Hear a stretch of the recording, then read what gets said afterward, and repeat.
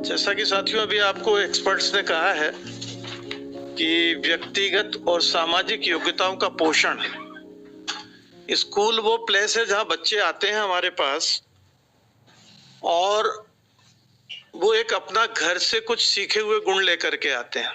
उनकी कुछ एक समझ होती है, वो अपनी एक समझ, एक परिवार से जो उनके जो जिसको हम कह सकते हैं परिवार से जो सीख मिलती है, जो बातचीत करने का तरीका होता है, लहजा होता है, सम्मान, एक दूसरे को किस तरीके से परिवार में सम्मान देते हैं, वो एक सीख लेकर के आते हैं।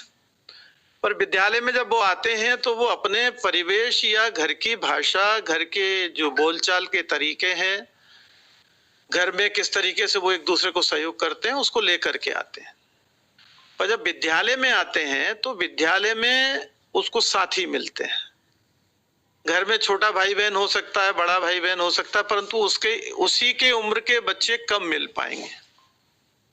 और इसलिए इसमें हमें यह देखना चाहिए कि शिक्षक के रूप में हम उनके साथ क्या कर सकते हैं और कैसे कर सकते हैं। इसको शाब्दिक रूप से समझने की जगह हम इसको एक व्यावहारिक रूप से समझें कि बच्चा यदि कक्षा में आया है तो हम उसको वो अवसर देंगे कि किस तरीके से वो एक दूसरे से बात कर पाएगा। उसके अंदर जो झिझक है वो हम कैसे तोड़ेंगे। तो इसमें हम कर सकते हैं कि बच्चे को प्रतिदिन विद्यालय में जब कक्षा प्रारंभ हो तब हम 10 मिनट का समय ऐसा रखें जब कोई भी 2 बच्चे या 3 बच्चे आकर के अपने बारे में बताएंगे। एक छोटी सी एक्टिविटी हम कर सकते हैं और उसमें हम कुछ बिंदु तय कर देंगे कि हमें उसमें बताना होगा कि हम कितनी बजे उठे, फिर हमने क्या किया, फिर उसके बाद हमने क्या किया। जैसे हम कह सकते हैं कि वो उठा, उठने के बाद फ्रेश हुआ, ब्रश किया, ब्रश करने के बाद उसने नाश्ता किया, नाश्ते में क्या खाया, क्या पिया, और उसके बाद उसने क्या किया, कौन सा खेल खेला, घर में कौन कौन है, आज क्या सब्जी बनी थी, घर में पिताजी ने क्या कहा, माँ ने क्या कहा, दादा दादी ने क्या कहा। मतलब ये कि वो अपने परिवार के बारे में बात कर सके, जो उसका वेल नोन एटमॉस्फेयर है, जिसमें वो रहता है, जिसमें वो इंटरेक्ट करता है। जब हम उसके बारे में उसको कहने का अवसर देंगे तो वो आके क्लास में बोलने की कोशिश करेगा। और आप याद रखिए, जब मंच पे हम पहली बार गए थे तो हमें कितनी घबराहट हुई थी, और उस बच्चे को यदि कक्षा में वो एटमॉस्फेयर हमने दे दिया बोलने का, तो वो रोज बोलना शुरू करेगा, अपने बारे में व्यक्त करना शुरू करेगा। और जब वो ये बोलना शुरू करेगा तो किसी दूसरे को सुनना शुरू करेगा। दोनों गुणों का विकास होगा, सुनने के गुण की क्षमता विकसित होगी और बोलने की आदत विकसित होगी। और इसलिए जरूरी है कि उसको हम छोटा सा अवसर दें, सरलतम जो उसको आता है। कोई अननोन चीज पूछिए मत, नया कोई सवाल। हम कहते हैं कि कोई आप कविता सुनाइए, कहानी सुनाई, नहीं। तुम जो घर में तुमने क्या किया, आज तुमने क्या, रास्ते में आए थे तो क्या क्या देखा, घर से विद्यालय आ रहे थे तो कौन कौन से पेड़ दिखे, कौन कौन से जानवर दिखे, कौन कौन सी दुकानें दिखी, दुकानों पे क्या था, वही बताइए। तो मतलब उसको बोलने के अवसर देना, व्यक्त करने के अवसर देना। और एक बार वो व्यक्त करना सीख गया, फिर आप जटिल से जटिल वस्तु दे दीजिए, वो सीख जाएगा, बात कर लेगा। और इसलिए उस बच्चे को जो निष्क्रिय है कक्षा में, उसको हम सक्रिय कर देंगे। जो आप सेकंड पॉइंट इसमें कह रहे हैं ना, सक्रिय रूप से अपने बच्चों के व्यक्तिगत दृष्टिकोण से उन्हें समझने की कोशिश करना। शिक्षक, जब बच्चा बोलेगा तो शिक्षक सुनेगा, और जब शिक्षक सुनेगा तो शिक्षक समझने की कोशिश करेगा कि बच्चे ने ऐसा क्यों बोला। शिक्षक को सोचना चाहिए।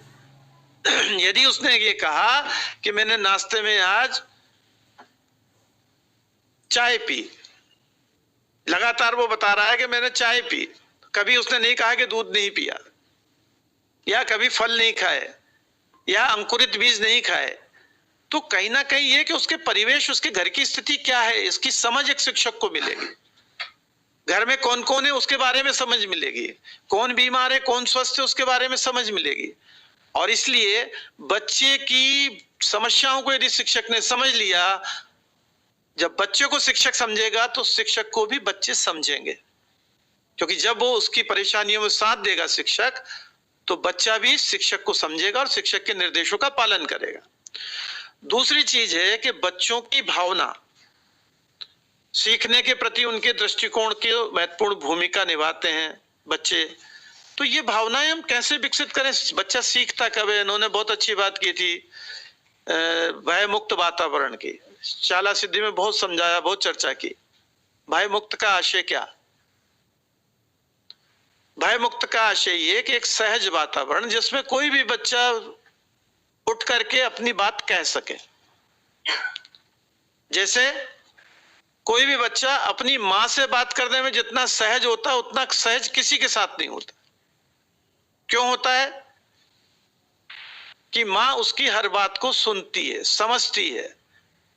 चाहे वो मां उसको डांटे, उसको पीटे, उसको कुछ भी करे, फिर भी वो बच्चा अपनी व्यथा मां से ही आके कहता है। उसका सबसे बड़ा रीजन है कि मां उसकी परेशानियों को समझती है कि इसको कब भूख लगी है, इसको क्या परेशानी है।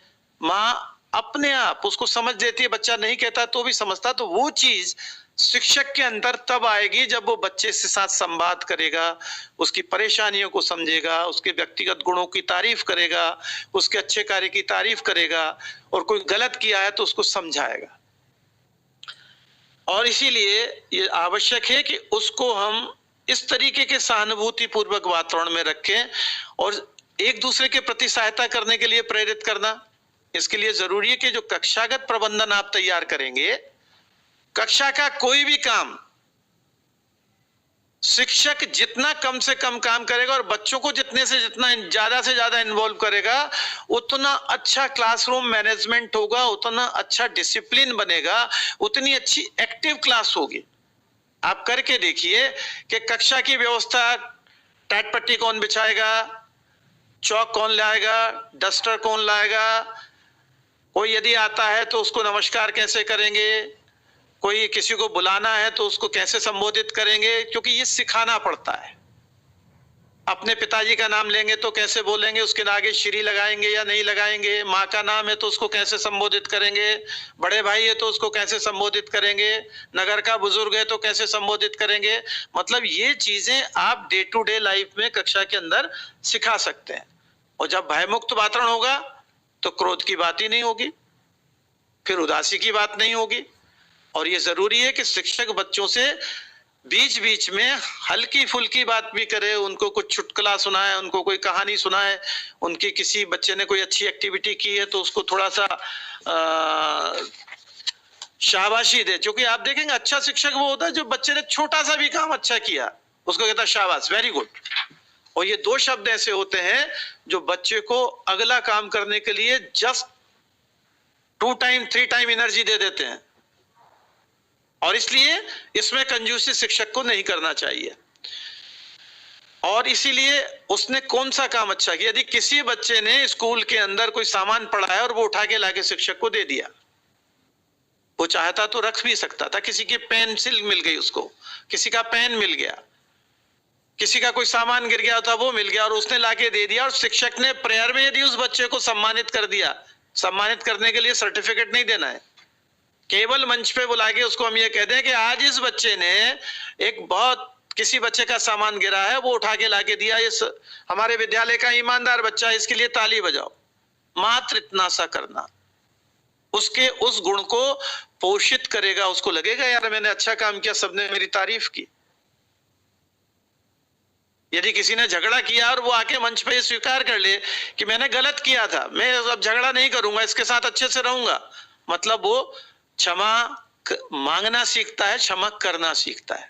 तो इस तरीके से इन गुणों का जो विकास है शिक्षक प्रार्थना सभा में, खेल के मैदान में, कक्षा के अंतर्गत, रेसेस के समय में केवल अपनी आंखों को खुला रख के जो बच्चा अच्छा कर रहा है उसको अप्रिशिएट करना, जो बच्चा अच्छा नहीं कर रहा है उसको अलग से बुला के समझाना, सबके सामने नहीं डांटना।